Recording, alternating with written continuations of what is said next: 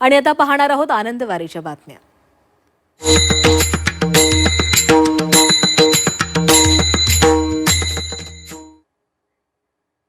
जाता पंढरीसी सुख वाटे जीवा, आनंद केशवा भेटताची, पंढरीच्या सुखा नाही अंत पार, शेषाची मुखी वर्णवेना।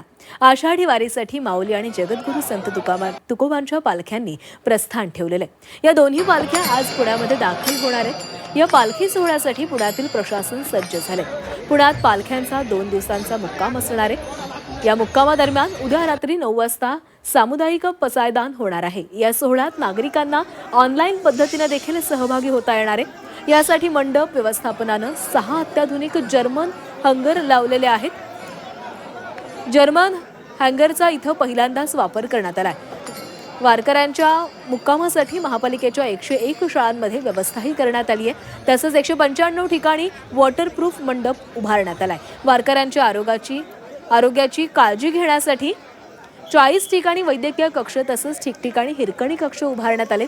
180 फिजिओथेरपिस्ट, 400 वैद्यकीय किट्स, शुद्ध पिण्याचे पाणी, 15 टँकरही वारकऱ्यांसाठी तैनात करण्यात आले।